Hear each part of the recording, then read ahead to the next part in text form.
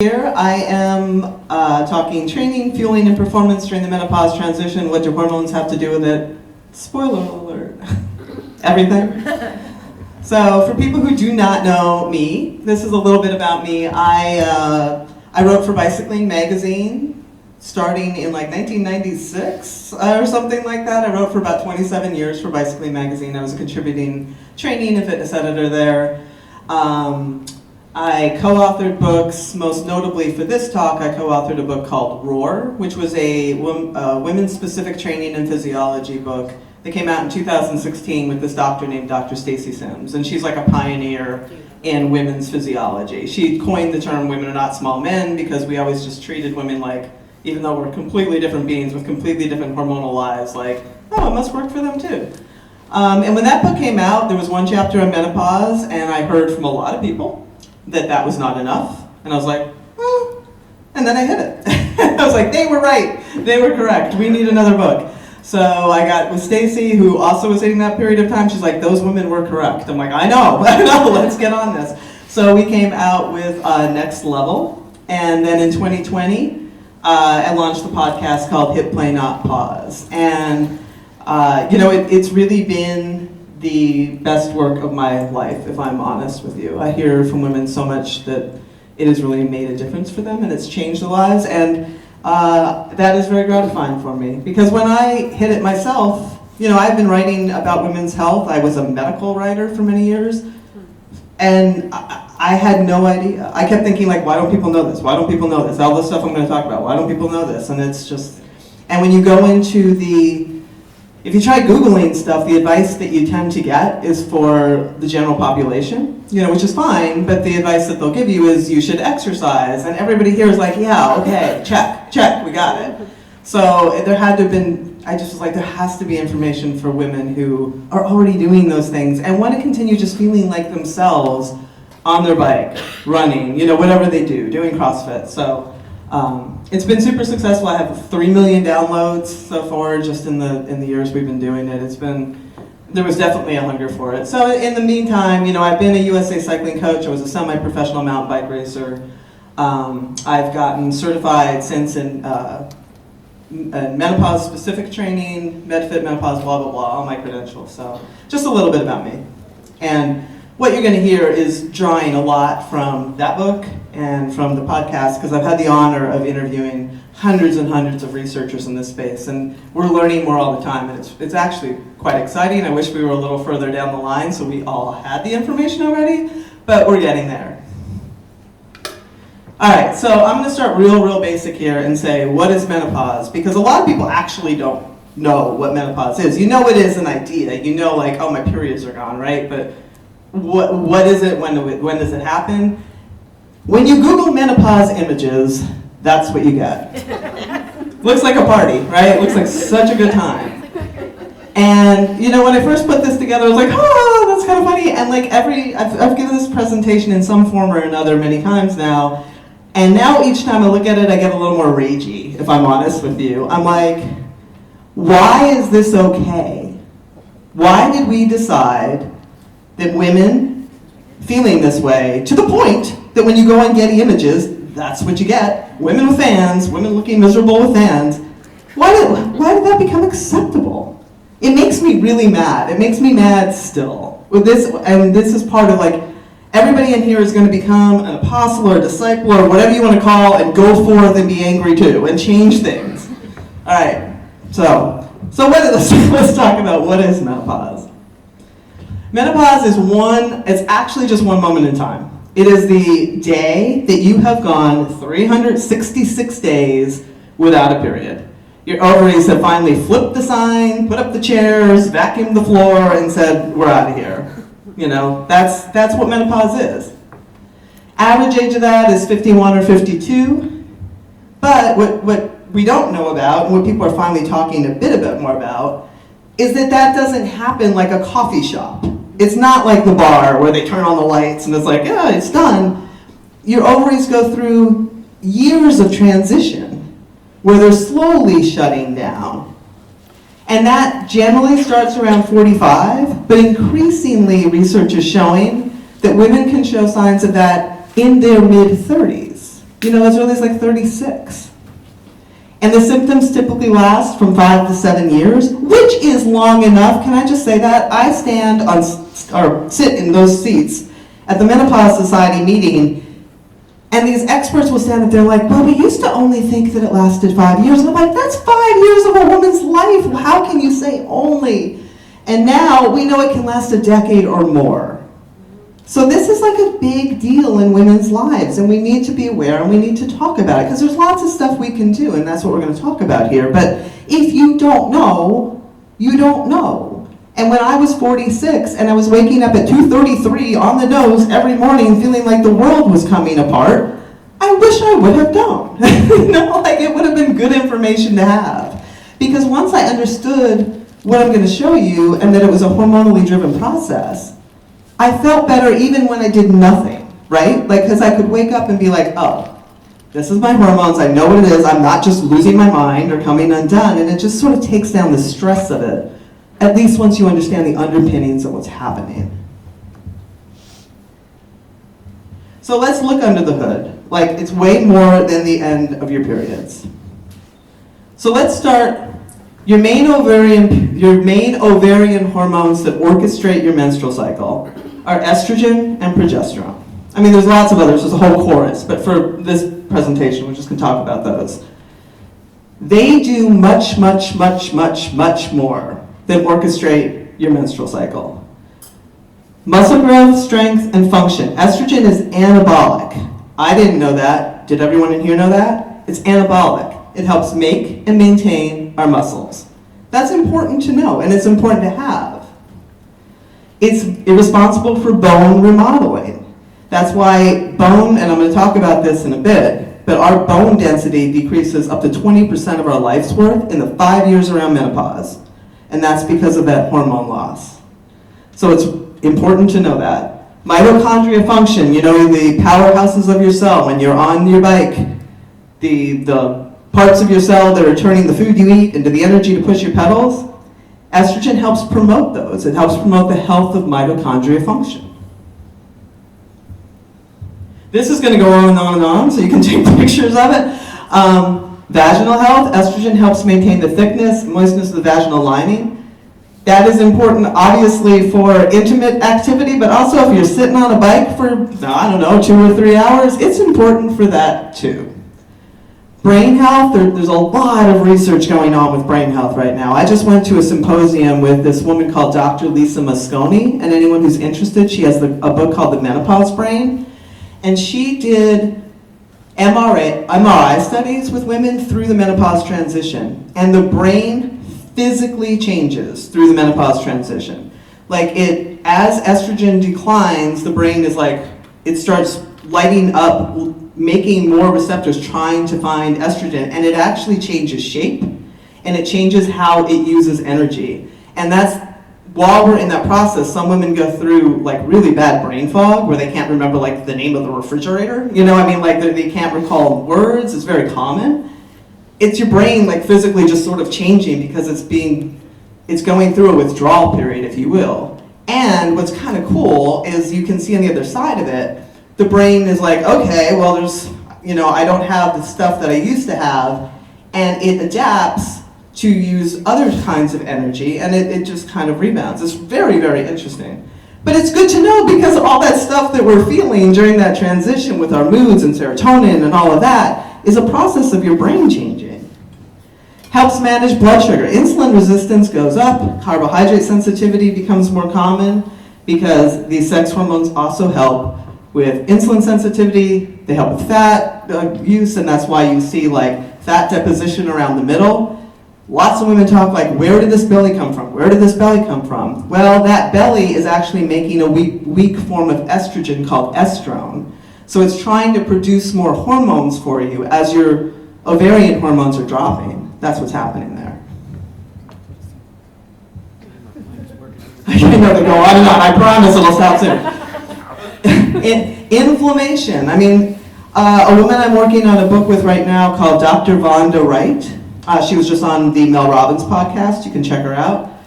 She just published a paper last year called The Musculoskeletal Syndrome of Menopause, and people stood up and applauded because one of the very underappreciated signs and symptoms of this transition is some women get crippling joint pain. They used to call it menopause arthritis. It was just like, it's not just like, oh, my knee hurts because I've ridden a long time, it's like everything hurts.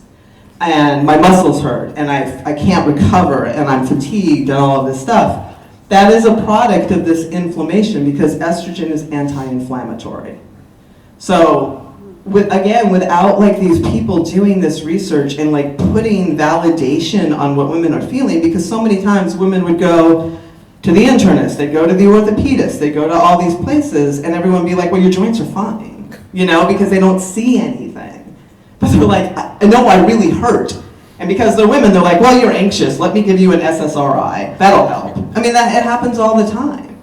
So it is a thing. And moods. I mean, you can think of this menopause transition as kind of PMS on steroids. You know, it's very similar. Like people who have those mood fluctuations, that's from the rise and the drop of the hormones. Well, in a slide you'll see what happens when they start really swinging during this time. It's like, whew, okay, like I'm not going to burn the house down. I just kind of feel like it. Oh, I have more. Body temperature. Hot flashes are like, everybody thinks of hot flashes, right? The women with the fans. It's because estrogen and progesterone also help regulate body temperature. So when they go, your brain just overreacts to subtle changes in temperature. And you just end up, like women end up sweating, they end up with hot flashes, they end up with cold flashes, like suddenly they're freezing, they're hot, they're cold. And this, you know, this is a pain it's a pain during regular life. But when you are also like trying to do a long bike tour or trying to do something physical and you're dealing with this, it's even more of a pain. Like, you know, I talked to people who, you know, I talked to an ultra runner and she was doing Leadville, which is very high mountains.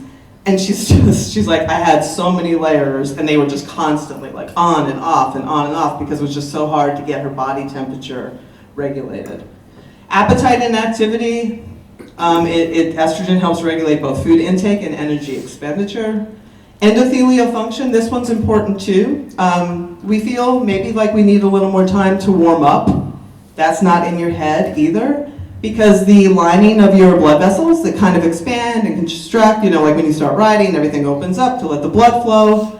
That happens a little more sluggishly during this time of life, because estrogen isn't there to sort of be like, all right, wake up, vessels open up. And that's why some women get a little blood pressure too, blood pressure issues during this time.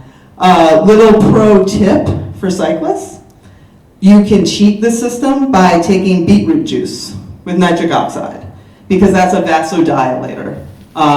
So it helps just get that system kicked up a little more so you don't have that sort of like, I'll warm up sometime, I'll be with you guys in 45 minutes, just give me a minute.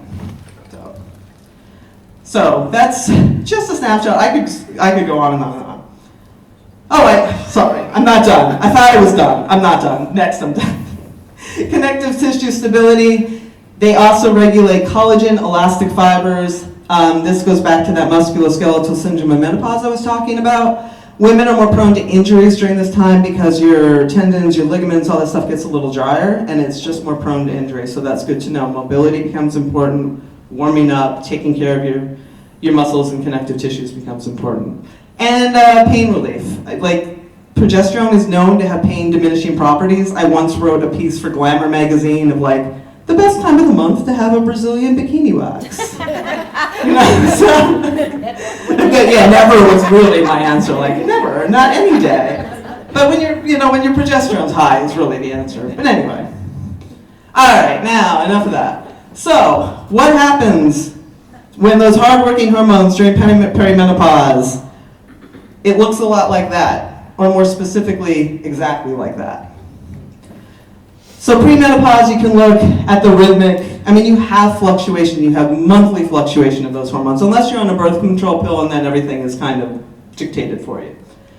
So they go up, they go down, they go up, they're down, then you hit that middle section, and what happens is you start kind of firing blanks from your ovaries. You don't, like your eggs, like, sometimes they shoot out an egg, and sometimes there's no egg, and the body's like, make an egg, and it just shoots more follicular stimulating hormone, and then everything gets, so the hormones just don't know what to do, and they get sometimes the estrogen's super high relative to the progesterone, sometimes they're both high, And that is going to affect all of those things. All of the stuff that we talked about, the inflammation, how you feel, your moods, your sleep, all of that stuff gets really impacted during that transition. And then when it dies down, you hit kind of a new normal that's a lower baseline. Some women feel much better, at least emotionally and stuff, when they hit that period. You still have other issues because the hormones are quite low, but some women don't have that, just the chaos that they feel during the menopause transition itself. Sorry, the citation there is for midlife psychosis? Yes, because that's how people feel. I mean, it's explaining, yeah, the women are more prone to anxiety, depression, all kinds of stuff during the transition, and that slide was showing what's happening with the hormones that is driving some of those systems. Not in everybody. You won't necessarily become psychotic. That's not, don't necessarily, but it is, I mean, it goes to show you just like the depth of this, that you'll see these slides in a lot of journals. So is it any wonder? I had a woman on the show who is just like keeping a running list about all the symptoms that people tell her they experience, and she's up to like 103, which I'm not going to have a slide with 103 signs. But all this kind of stuff, I mean, you can look at all the things that people feel, you know, headaches, bloating. I know women who have gone up 2 or 3 cup sizes, very unwelcoming, you know, they're just like, none of my bras fit anymore. You know, bleeding gums, all of that kind of stuff is from inflammation. Some people have hearing loss. I mean, there's a lot of things. Heart palpitations are pretty common, and that can be scary. And you should always get them checked out, but they are also part of this whole system. All right, this is now let's bring it up. Despite all this, women, and I talk to them every day, and I say this all the time, we do not know the ceiling of performance for women, because we are now finally having a generation of women coming through post-Title IX who have been active their whole lives. We're understanding these processes, and I see like women in their 50s outright winning Race Across America, like Leah Goldstein, just beating all the men. Like we have women, ultra runners, beating all the men in 100, 200-mile running races. Like, we don't know the capacity of women because we're only starting to find out. And we're only starting to understand how to work with this physiology that is changing during midlife, because women are endurance-based creatures. You know, we're better at fat burning. There's lots of things that are favorable for us for endurance activity. And if we understand this whole process and work with it, there's so much we can do. There's so much we can do. One of the things I tell people to do, if you don't know where you are, I mean, some people in this room probably know they're postmenopause, some people don't have any idea where they are. It's a good idea, like I just stole that from Training Peaks because, you know, they're always like, how did you feel? But it's a good idea when you're going through, just take note, you know, do you have odd joint or muscle pain?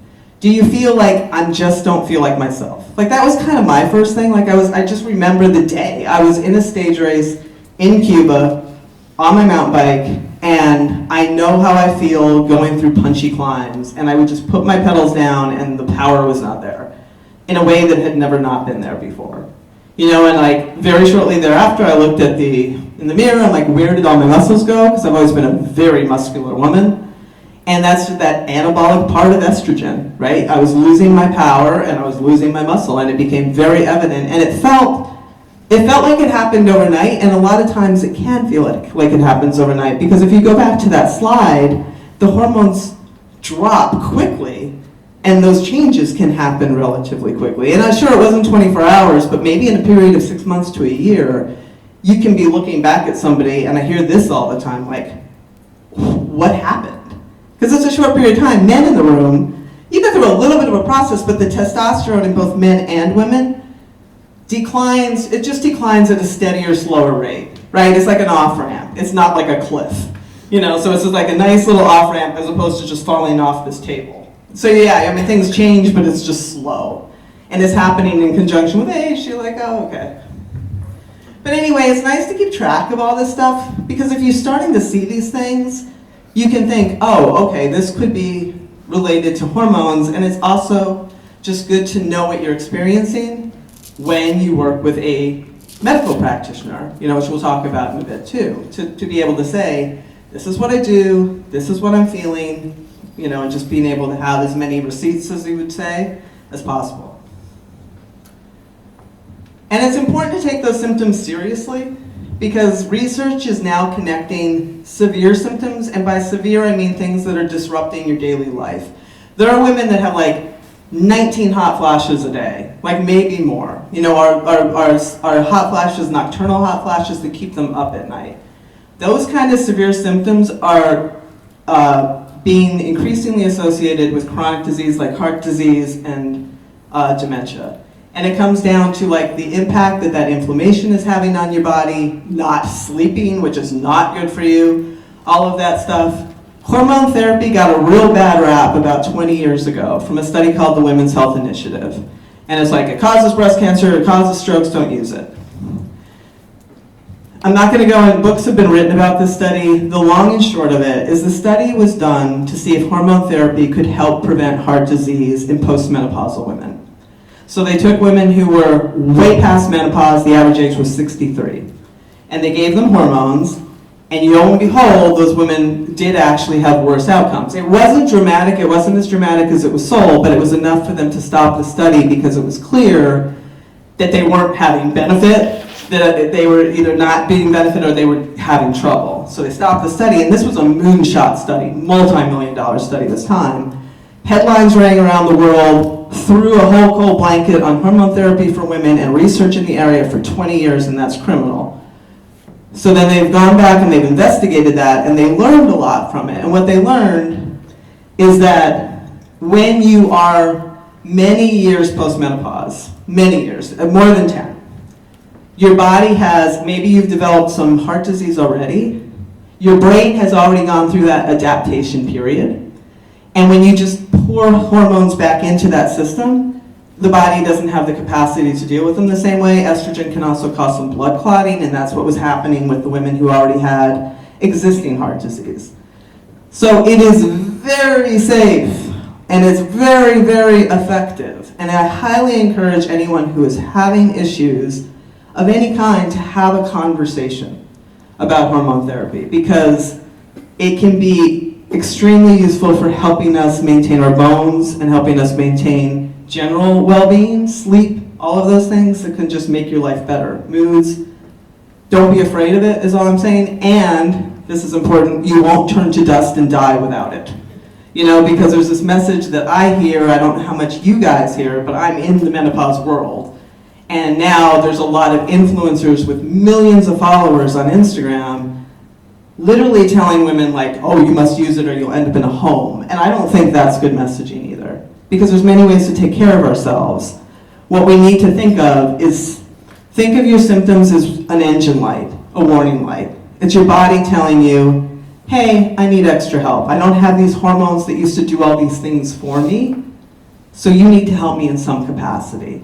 Hormone therapy is one of the tools in the toolbox. But there's other ways, taking care of your diet, being more mindful of it, eating in an anti-inflammatory way. We'll talk about all this stuff, but it's just like, there's no medal at the end of the line for suffering. For some reason, like those slides I showed you in the beginning, women just suffer. I said, well, let's stop that narrative. What if you are past the 10 years or 12 years and you're in your 60s? Do you still feel you can seek hormone therapy? That is changing too. There are many studies coming out about that, because that question gets asked all the time.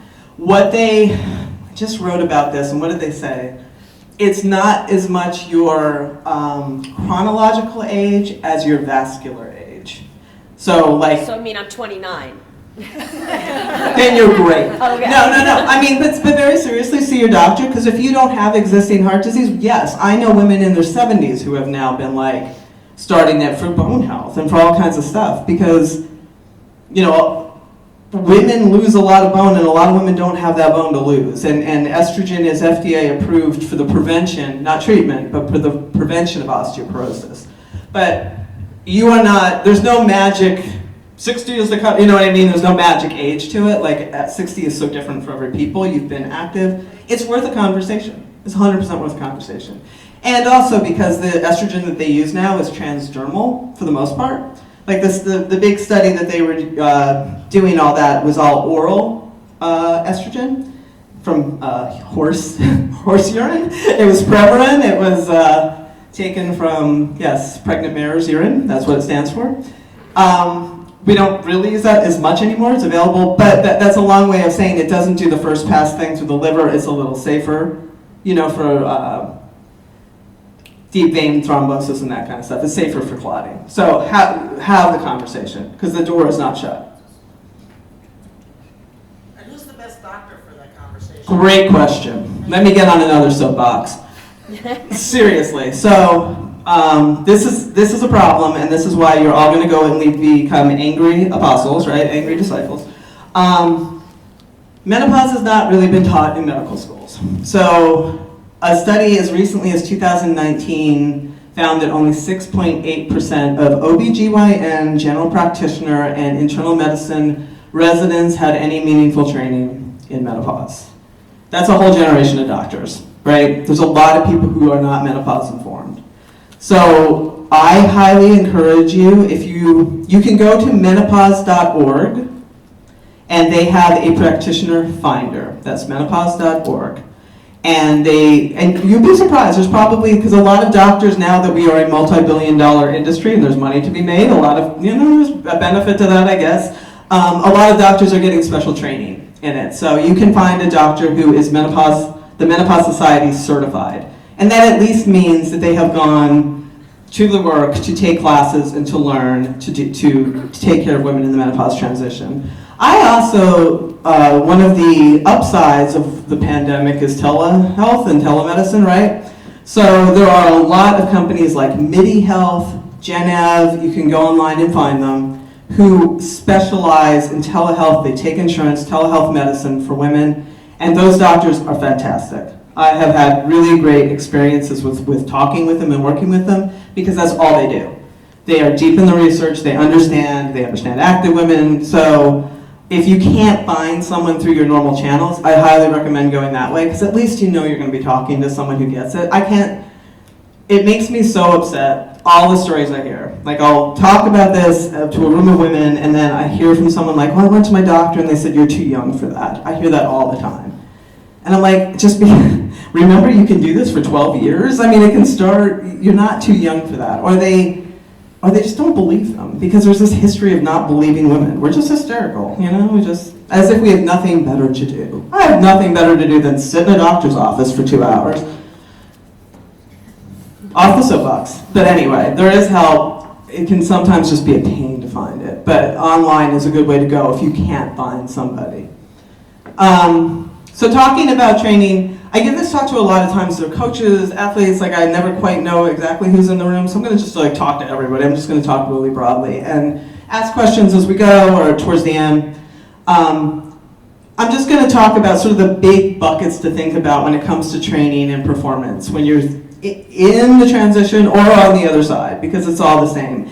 And these apply to if you're using hormone therapy, because people are trying to get folks away from saying hormone replacement therapy, because you're not actually replacing all those hormones. As I mentioned, there's a whole chorus of hormones, and they're starting to understand that, it's not just estradiol, it's not just estrogen, there's a lot of things, but we have a blunt tool, we have an estrogen patch. Here, take this progesterone pill, and it helps, but it's not replacing everything. It's not taking you back to that premenopausal state. So you still have to do some of this work that your native hormones used to do for you, is really how I always think about it.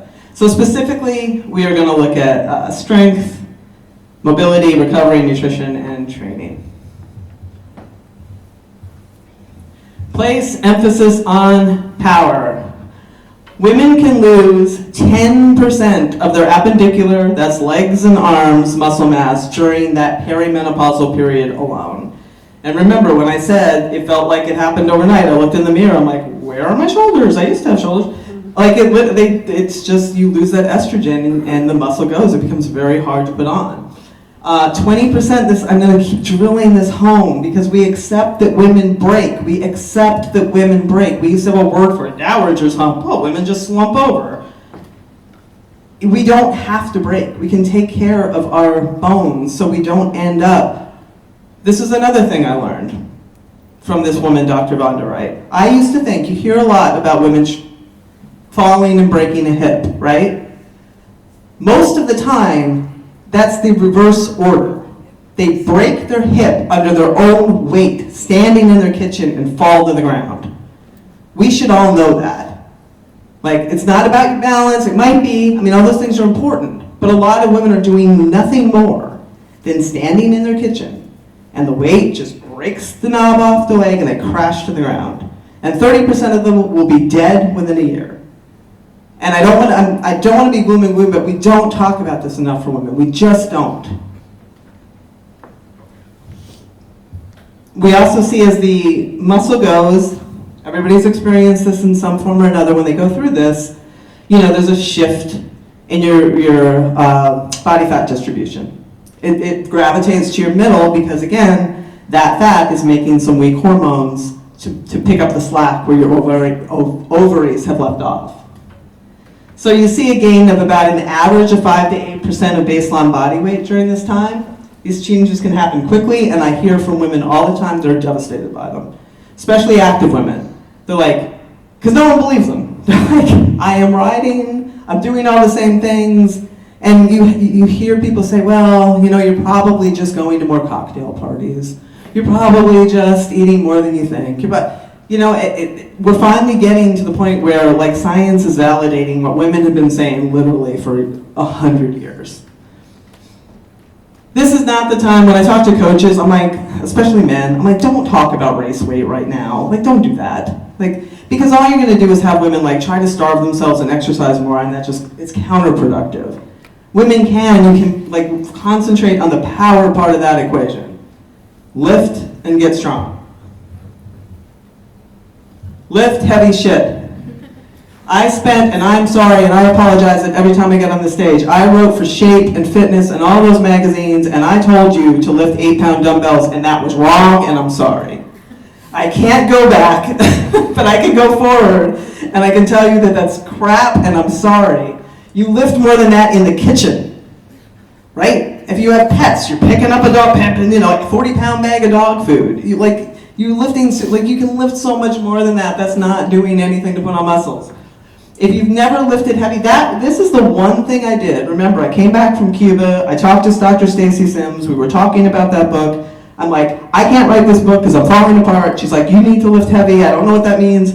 So I went and got barbell training, and it changed everything. I was like, oh my God, it feels so strong. It really did change things. You need to incorporate heavier loads in your training to stimulate those muscle cells to make muscle, because the estrogen isn't doing it for you anymore. You need to just be like, okay, muscles, here we go, and you'll feel it. You'll feel the power, and there's a little badassery that comes with that too that's not a bad thing. And it's just very empowering. Highly, if you do nothing else when you leave here, just start incorporating heavier lifting into your routine. It changes lives. It also builds bone. It helps with that insulin resistance, lowers blood pressure, reduces visceral fat, lowers injury risk, all the things. That is your fountain of whatever. I don't want to say youth because youth is, overglorified. You don't need to do that.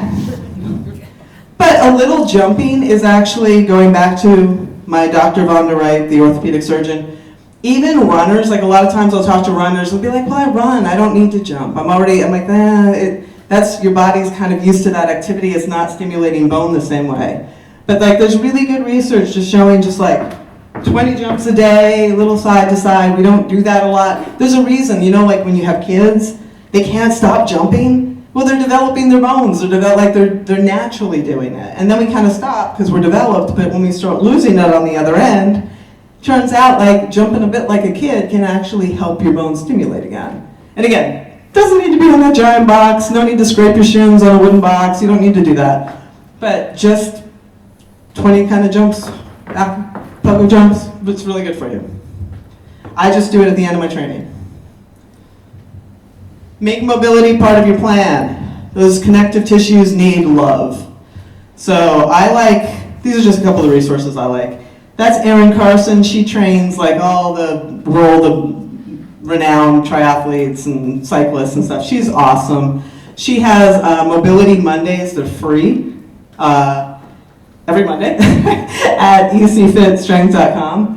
And she's great. She's just awesome. Because like for me personally, I'd rather poke my eyes out than spend time doing mobility, but I know I have to. So if I build it into something, like I do it in the beginning before I'm going to do my strength training for the day, and I literally do like 5 minutes, 10 minutes. It doesn't take long. But it's just taking your joints through the range of motion, making sure that you can access all your muscles, because if you're tight, if you can't access your muscles, they're not doing you any good, right? Like a lot of people have trouble with their hips and their glutes and things get tight. This kind of stuff just keeps you fluid. The ready state is great. Anyone who suffers with back pain, highly recommend foundation training. Erin Carson is also certified in that, but Eric Goodman is the guy with foundation training, and I have seen so many people, mostly men, but I think guys just tend to have more back things, but foundation training is really, really great. And he's got all these people have free resources on their websites. So I highly recommend checking them out. Find something that you like, that works for you, because if you don't like it, you're never gonna do it. So just find something that is easy, fits in your life, and you'll do it. It's just really, really good for you.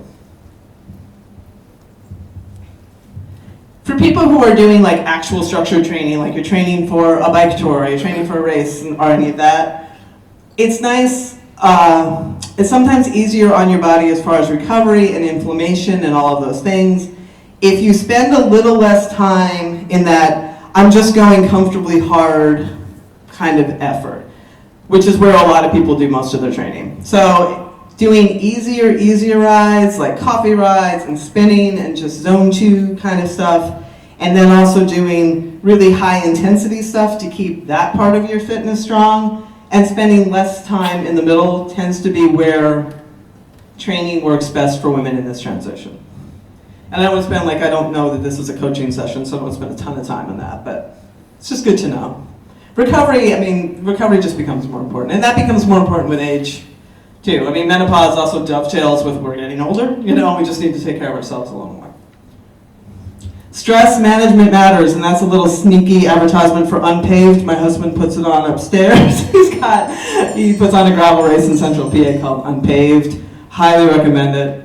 Anyway, cortisol tends to be higher. Cortisol is our stress hormone, and estrogen helps with that too. And when we don't have it, that anxiety kind of rises and we have more cortisol, and it's just harder to bring it back down, so we have to be more intentional. And this is just sort of the theme of my talk here, right? Like this intentionality. So put it in your plan, make sure that you warm up, you cool down, and that you just bring yourself into that parasympathetic rest and digest state during the day when you can. And this will help with sleep too. Like a lot of women, the only time that they try to relax is when they lay down to hit the pillow, right? And their brain's like, wait a minute, we have things to go over. And and you're just like, I just need to sleep. And then maybe you do, and then at 2 in the morning, your brain's like, wait a minute, we are still not done. So if you actually address some of that stuff during the day, it can help you sleep. That's true. Another pro tip. You do not need to do this. This is torture. If you like to do it, I guess it works. That's why it's here. That's me. I hate it. That's Rebecca, who people often think I'm Rebecca. I'm the one next to her. She made me do it. It can help, but like any other recovery tools, and this is just me emphasizing your recovery, whether that's mobility, massage, just taking a minute out of your day to chill. If you like doing this kind of thing, by all means, throw yourself in a tub of cold water, but you don't necessarily have to. Please eat enough. Please eat enough for your training. I'm not going to go through that. I'm not going to drill this as much as I might for a coaching seminar, but all those body composition changes that women go through and we have all in this room have been brought up in really extreme diet culture, right? We have been told women should eat 1,200 calories a day, no matter what, and that's just, it's not correct. And then you go on an app like Noom, and it'll do the same thing. Be like, you should eat 1,200 calories a day. And women they try to grasp on to whatever they think will help them control the shifting shape that they're in, and they just restrict, and they restrict, and they restrict, and that drives the cortisol up, and it throws the hormones off, and it causes a cascade of problems that makes everything worse. So many women I have worked with are just like, they had terrible perimenopause symptoms. I'm like, can I please get you to eat a carbohydrate? Can we start there? Like, eat a carb around your training. Like, start your day, eat some carbs, don't go out fasted in the morning and try to just ride 30 miles on espresso. Please eat something. And they feel better immediately. Like, a lot of this stuff gets better because they are fueled. So I highly recommend, again, in my world, I just see a lot of people telling women in midlife and menopause not to eat carbohydrates, and it makes me very upset. Like, you need it for your brain, you need it for your activity, you need it for your recovery. Eat enough, again, I just talked about that. Low energy availability, and if you stay there long enough when you're riding your bike and you're trying to be fit, it's hurting your bones, it's taking away muscle, it's doing all the stuff that you don't want to do. And when it becomes, I have a friend who, she was an Ironman athlete, and she got herself into relative energy deficiency in sport, and it's taken her years to try to get out of it. She can't produce any power, it's just messed up her central nervous system, she has a lot of fatigue. It's just important, we need to nourish our activity. We're active women, we are trying to do things, we want to ride our bikes, we want to feel well, you have to put fuel in the system. Again, I talk to a lot of people who do a lot of fasting, and please just fuel yourself before your activity, if nothing else. It's bad for your hormones, it's bad for your stress. All right, so let's talk a little specifically about protein. Protein research is really, really, really interesting right now. Because we don't have the anabolic stimulus of estrogen, it's harder for our bodies to make proteins to make muscle. So again, when you think about stepping in and picking up the slack of those hormones, you think about putting more protein into the system to really trigger your muscles to go like, okay, we have all these amino acids, let's get to work. So a general rule of thumb of all the institutions now are saying that women in this time of life, especially active women, should be shooting for about 30 grams of protein per meal through the day and trying to get protein in your snacks. It just helps you maintain your muscles, it helps you maintain your bones, it's just good for you, and it also helps with activity. And spreading it out throughout the day is a good idea just because it's then available for you throughout the day. Because you don't really store it the same way you store carbohydrates. Keep those carbs, please keep those carbs. Most active women, I'm not a real counter, people like numbers so I put them in there. Most active women need between 3 to 7 grams per kilogram of body weight, depending on your activity. Again, I think the thing is just common sense. Like, if you're going to be getting up, if you're going to be training, if you're going to be riding, get up, have a breakfast, have protein, have carbohydrates, have whole foods. Make sure that you fuel yourself during your ride and have something after. Like, if people just did that, they would be ahead of the curve. Fiber is super important. Everybody knows the gut microbiome, right? Fiber feeds the gut microbiome. And in women, which I didn't know until I started doing all this work, it also helps manage our hormones because there's a whole system of recycling and getting rid of the hormones that we don't need and keeping stuff that happens in our gut. Our gut is there's so much we have yet to learn about how it influences our overall health. But fiber is super, super duper important during this time of life. Most women get 13. If you count nothing else, I would encourage you to take 3 days and see how much fiber are you getting, because most people do not get much. Menopause nutrition specialists recommend 30. And if you're eating whole foods, vegetarians, vegans tend to do this sort of naturally. Others don't.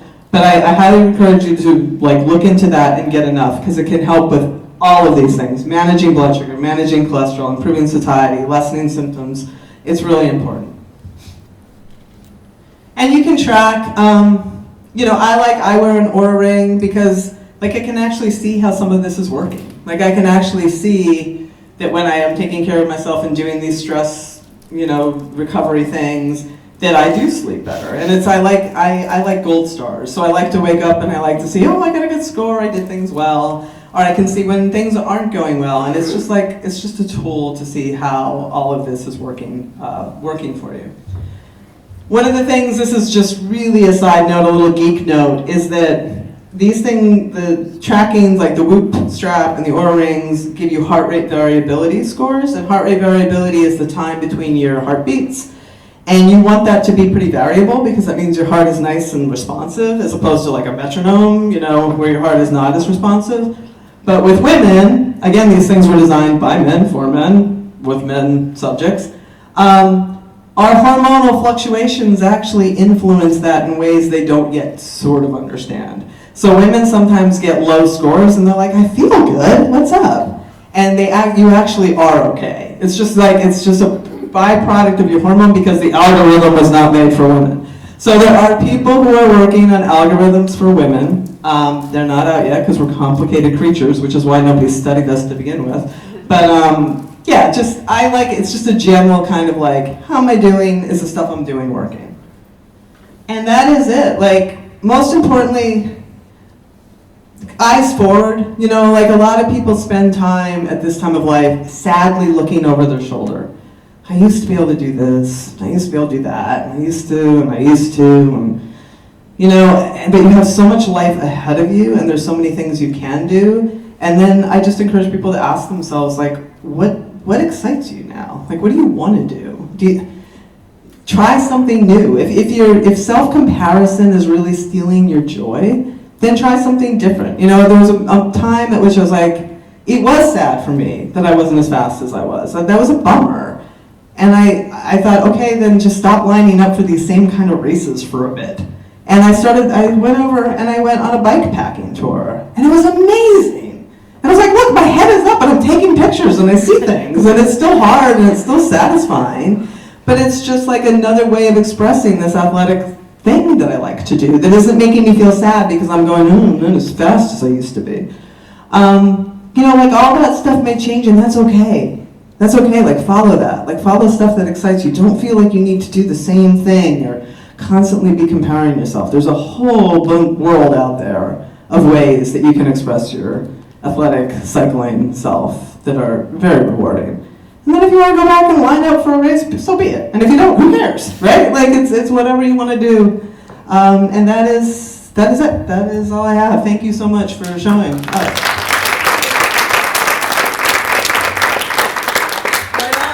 So did that well, what? Just one question back to how important strength training is. Yes. Well, a lot more women are taking in activities like, say, yoga, Yeah. Pilates. Isn't it counterproductive to strength training where it's like elasticity is lost and you can overstretch?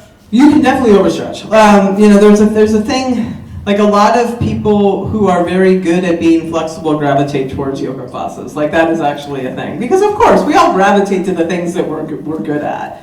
But you need some rigidity and stability to help prevent injury. It's kind of like after I had my daughter and your hormones are all loosey-goosey, your connective tissue is all loosey-goosey, you're more prone to injury. You need some stiffness and stability. There's a sweet spot, if you will. So I think that they can play well together. But you do need the one as well as the other. I'm not anti-yoga or Pilates, but I am pro strength training, even if you're doing those things, because it's before or after you work out. It depends on who you are. Yeah, I don't like to get that granular because then people are like, oh, well, I missed my yoga, so I won't lift.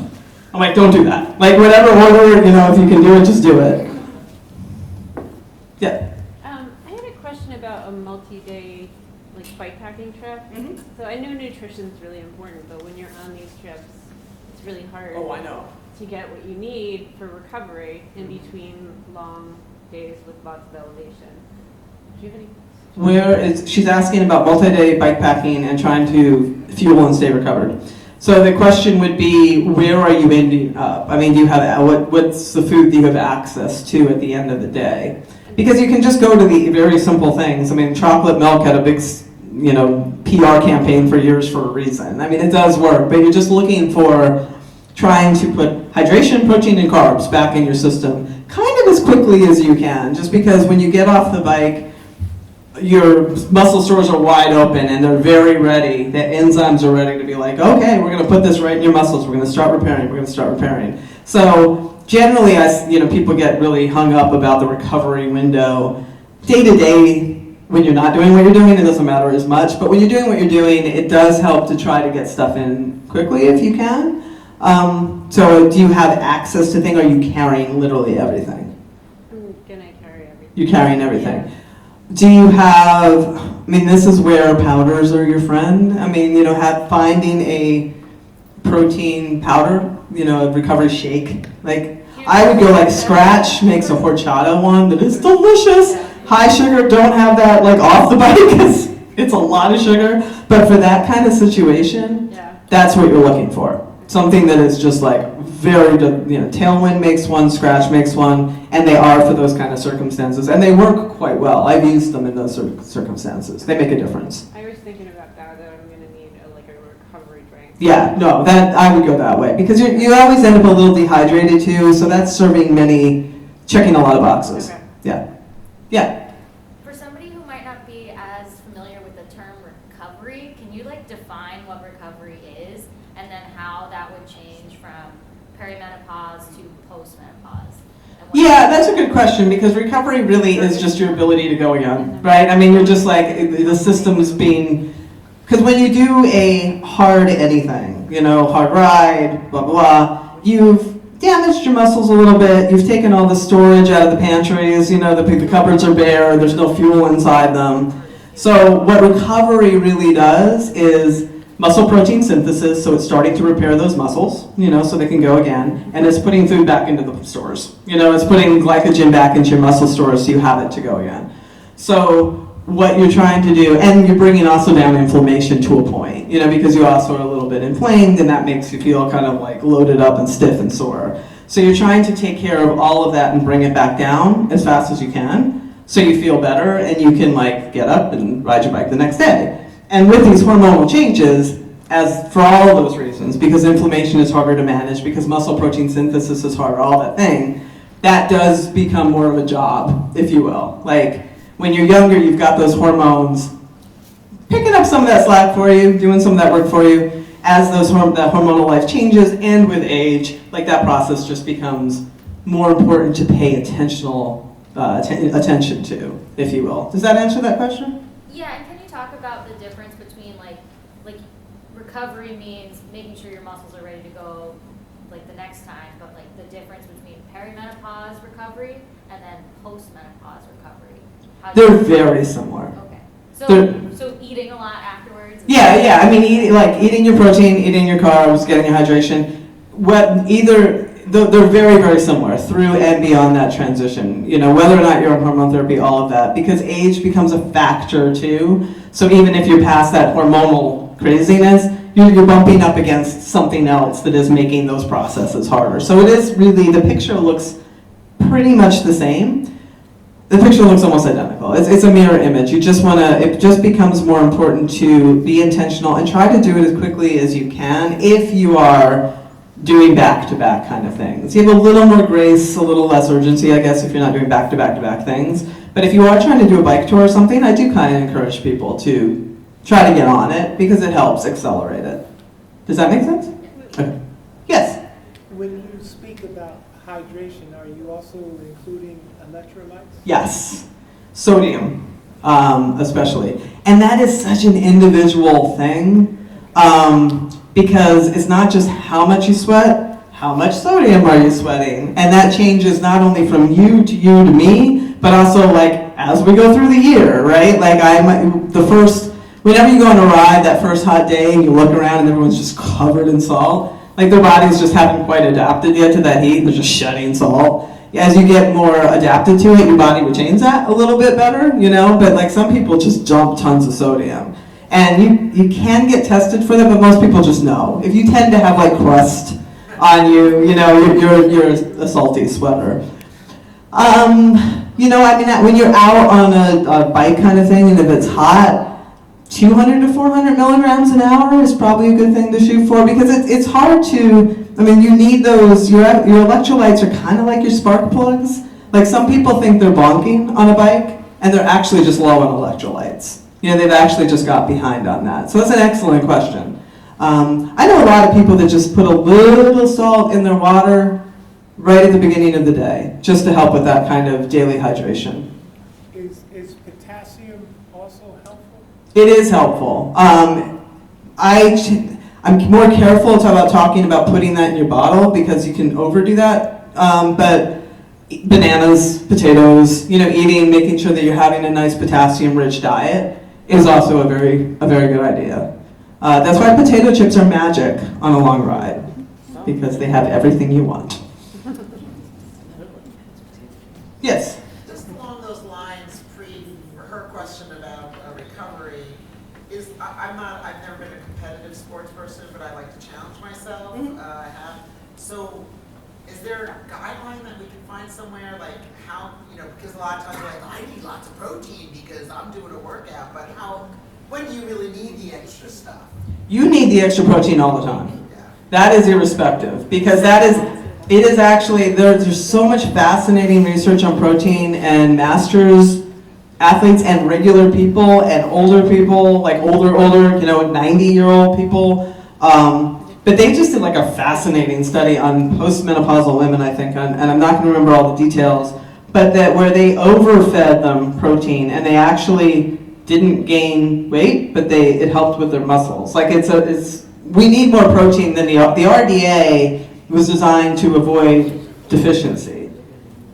But we want to be more than just not deficient, right? And we've always just kind of accepted sarcopenia, muscle loss. Oh, older people lose muscle. And now we're understanding that, like, maybe if we have more protein and we attend to these things, we don't have to lose it you'll still lose some. I mean, you know, I'm not a Pollyanna, but it doesn't have to be at the rate that we've accepted it to be. You know what I mean? So the protein, I think, that's just as is. The carbs are where you're going to move that needle, as opposed to like how active you are. You need more. You know, like that's more of a sliding scale. Where that protein is always a constant.